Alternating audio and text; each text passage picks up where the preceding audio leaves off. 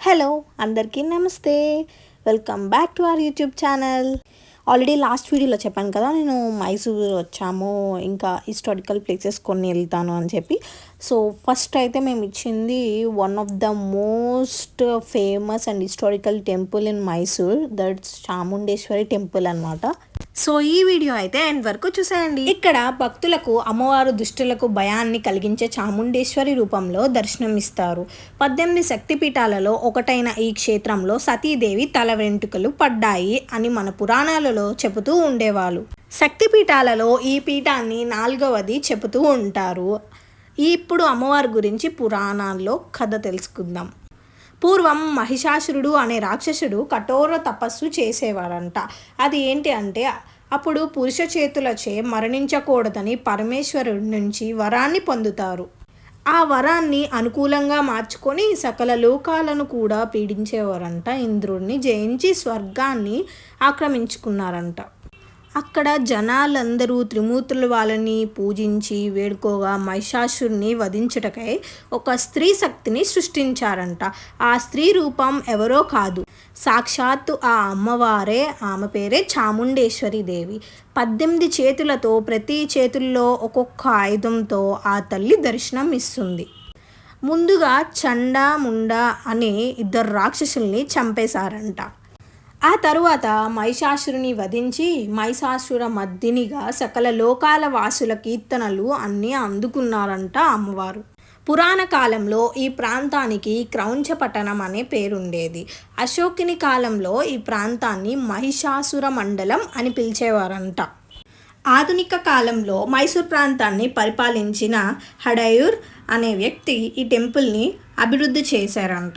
ఇచ్చట కొలువైన అమ్మవారిని పార్వతి, దుర్గా అండ్ శక్తి అనే అనేక రకాల పేర్లతో పిలుస్తూ ఉంటారంట. అప్పట్లో మైసూర్ మహారాజులు ఈ దేవిని కులదేవతగా ఆరాధించేవారంట. ఈ దేవాలయం గోపురాన్ని బహుశా 17వ శతాబ్దంలో విజయనగర పాలకులు నిర్మించారు. 1659లో 3000 అడుగులు కొండ శిఖరాన్ని 1000 మెట్ల మార్గాన్ని ప్రారంభించారు. ఆలయం వద్ద అనేక నంది చిత్రాలు ఉన్నాయంట. కొండ మీద 800వ మెట్ల వద్ద ఒక చిన్న శివాలయం ముందు ఒక పెద్ద నల్లరాయి ఉంది అంట. అది ఏంటి అంటే నంది విగ్రహం. ఈ నంది విగ్రహం 15 అడుగుల ఎత్తుతో 24 అడుగుల పొడవుతో ఈ నందిని విగ్రహం మెడ చుట్టూ చాలా అందమైన గంటలు చెక్కబడి ఉన్నాయంట. ఈ టెంపుల్కి 1761 to 1782 ఈ మధ్యకాలంలో మైసూర్ సామ్రాజ్యానికి పరిపాలించిన ఏదైతే ముస్లిం పాలకుడు ఉన్నారో హైదర్ అలీ చాముండేశ్వరి అమ్మవారికి చాలా ఆభరణాలు, వస్త్రాలు సమర్పించేవారు. ఈ సాంప్రదాయాన్ని ఆయన కుమారుడైన టిప్పు సుల్తాన్ కూడా కొనసాగించారంట. నవరాత్రి 7వ రోజున చాముండీదేవి ఆలయానికి సకల ఆభరణాలను తీసుకురావడం జరుగుతుందంట. ఆ రోజు రాత్రి నుండి 12 రోజులు అన్ని ఆభరణాలను దేవికి అలంకరిస్తారంట. దసరా పండుగ ముగిసిన తర్వాత కొన్ని రోజులకి ఆభరణాలను మళ్ళీ ఖజానాకి తరలిస్తారు.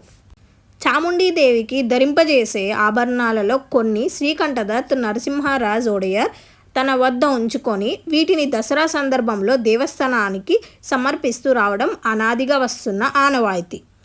ఆ ఆభరణాలను మూల విరాట్ విగ్రహానికి అలంకరించారు. మూల విగ్రహానికి పలు ఆభరణాలైన డాలు, కవచం నిత్యం ఉంటాయి.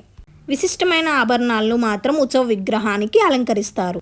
దీంతో సంవత్సరానికి ఒక్కసారి మాత్రమే భక్తులు చూడడానికి అవకాశం ఉంటుంది. ఇందులో ఏమైనా నేను మిస్ చేసి ఉంటే కనుక మీలో ఎవరికైనా తెలిస్తే నాకు కామెంట్ సెక్షన్లో కామెంట్ చేసేయండి. మళ్ళీ నెక్స్ట్ వీడియోలో కలుద్దాం. Thank you for watching. Until then, bye bye.